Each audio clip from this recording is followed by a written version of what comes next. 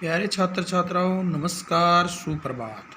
आज हम इतिहास विषय के अंदर पाठ 4 विचार, विश्वास और इमारतें में एक महत्वपूर्ण प्रश्न पर चर्चा करेंगे।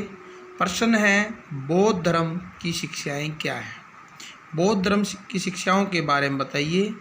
प्यारे बच्चों, जैसा कि आप जानते हो, बौद्ध धर्म की स्थापना महात्मा बुद्ध ने की थी, जिसके बारे में हमने पिछला जो प्रश्न करवाया था वो ये था कि महात्मा बुद्ध के जीवन का वर्णन कीजिए।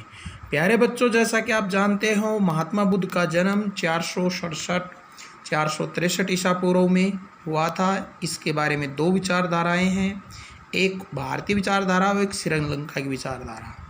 इसके बाद महात्मा बुद्ध ने गृह त्याग 29 वर्ष की आयु में किया था और उन्हें 35 वर्ष की आयु में बुद्ध पूर्णिमा के दिन बोध गया में ज्ञान प्राप्ति हुई थी। उसके पश्चात उन्होंने बौद्ध धर्म के प्रचार और प्रसार के लिए अपना संपूर्ण जीवन लगाया था। उन्होंने जीवन के अंदर 4 दृश्यों को देखकर वो उद्वेलित हो गए थे, इसलिए गृह त्याग किया था। उसके पश्चात हमने आपको बताया था कि इस प्रकार उसने कठोर तपस्या की 6 वर्ष तक, लेकिन ज्ञान प्राप्ति नहीं हुई। फिर 48 दिन तक बुद्ध पूर्णिमा के दिन 48 दिन के बाद उन्हें ज्ञान प्राप्ति हुई थी। आज हम उसी कड़ी में आगे बौद्ध धर्म की उनकी जो शिक्षाएं थी उनके बारे में बताएंगे। उससे पहले हम पुनः आपका बताना चाहेंगे कि महात्मा बुद्ध के जीवन के 4 महत्वपूर्ण स्थल हैं।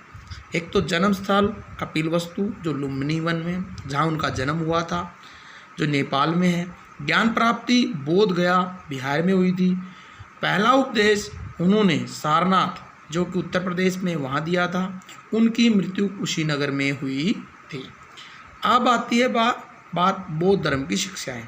प्यारे बच्चों, बौद्ध धर्म की शिक्षाएं जैसा कि आप देख रहे हैं, महात्मा बुद्ध के लिए महत्वपूर्ण जीवन शिक्षाएं थी, जिन्हें उनके बाद उनकी एक पुस्तक सुत्त पिटक में लिखा गया है, जिसमें बौद्ध धर्म की शिक्षाएं दी गई है। इनमें मुख्य रूप से शिक्षाएं इस प्रकार थी। 4 सत्य उन्होंने कहा था कि संसार में 4 अटल सत्य हैं। पहला है, संसार दुखों का घर है और इन दुखों का कारण है हमारी इच्छाएं। तीसरा, इच्छाओं को त्याग कर मनुष्य इन कष्टों से दूर हो सकते हैं और इन इच्छाओं का अष्ट मार्ग पर चलकर हम अंत कर सकते हैं। अष्टांगिक मार्ग, जिसे मध्यम मार्ग के नाम से भी जाना जाता है। इसके बाद अष्ट मार्ग में कौन कौन सी बातें उन्होंने बताई। महात्मा बुद्ध के अनुसार अष्ट मार्ग पर चलने के लिए 8 बातों 8 नियमों का पालन करना है। पहला, सत्य कर्म, यानी काम जो हम करें वो सत्य होने चाहिए, सही होने चाहिए। दूसरा, सत्य विचार, यानी हमारे जो विचार हों वो सही होने चाहिए, सत्य होने चाहिए, उसमें झूठ फरेब नहीं होना चाहिए। तीसरा, सत्य विश्वास, यानी हम जिन बातों पर विश्वास करें वो सच्ची होनी चाहिए, गलत और झूठी बातों पर हमें विश्वास नहीं करना चाहिए। और उसके बाद उन्होंने बताया कि सत्य रहन सहन होना चाहिए, यानी हम पूरी तरह से सत्य बात पर टिके, सत्य बात पर भी अपना जीवन यापन करें, सत्य वचन बोलें और सत्य प्रयास करने चाहिए, यानी सच बोलकर अपने जीवन को आगे बढ़ाना चाहिए। प्रयत्न जो करें, जो कार्य करें वो सत्य होने चाहिए। सत्य ध्यान, यानी जो पूजा अर्चना जो भी हम करें, भगवान की आराधना करें, वो सत्य पर हो, इसमें झूठ फरेब लोभ न होना चाहिए। और सत्य समाधि, यानी हमें जो समाधि भी लेनी है वो सत्य पर आधारित हो, यानी सच्चाई पर आधारित हो। प्यारे बच्चों, उसके बाद महात्मा बुद्ध ने कर्म के सिद्धांत पर बल दिया। उनका विचार था कि आप जैसा कर्म करेंगे वैसा ही फल मिलेगा। कर्म का सिद्धांत भारत का प्राचीनतम वैदिक सिद्धांत भी था। उपनिषदों में भी इसका वर्णन है, जैन धर्म में भी हमने आपको बताया था। इसलिए बच्चों को अपने 25 साल की उम्र तक पढ़ाई यानी अध्ययन कार्य का कर्म करना चाहिए, तभी उसका फल अच्छा मिलेगा, यानी जीवन सफल होगा। अगला है अहिंसा, के मार्ग का समर्थन। महात्मा बुद्ध ने कहा था कि हमें अहिंसा के मार्ग पर चलना चाहिए, हमें जीव हत्या नहीं करनी चाहिए, दूसरों को कष्ट नहीं पहुंचाना चाहिए, हमें हमेशा शांतिपूर्वक तरीके से रहना चाहिए। नैतिकता पर विशेष बल। महात्मा बुद्ध ने प्यारे बच्चों नैतिक शिक्षाओं पर बल दिया था। उन्होंने कहा था कि बड़ों का आदर करो, छोटों से प्रेम करो, सहानुभूतिपूर्ण व्यवहार करो, गरीब असहाय की मदद करो। ये नैतिक नियम थे जिन्हें जीवन में अपनाना चाहिए। आपसी भ्रातृभाव से रहना, हमें प्रेम पूर्वक रहना चाहिए, किसी के प्रति कठोर व्यवहार, कठोर आचरण नहीं करना चाहिए। चाहे हमारे प्रति को दूसरा कठोर व्यवहार करता है, लेकिन हमें उसके प्रति भ्रातृभाव रखना चाहिए।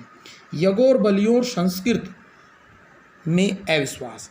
वो जो प्राचीन परंपराएं वैदिक काल से चली आ रही थी, यज्ञ करना, बलि देना, वेदों का अध्ययन करना और संस्कृत का अध्ययन करना, इन सब चीज़ों का महात्मा बुद्ध ने अविश्वास प्रकट किया, यानी उनमें विश्वास उनका नहीं था।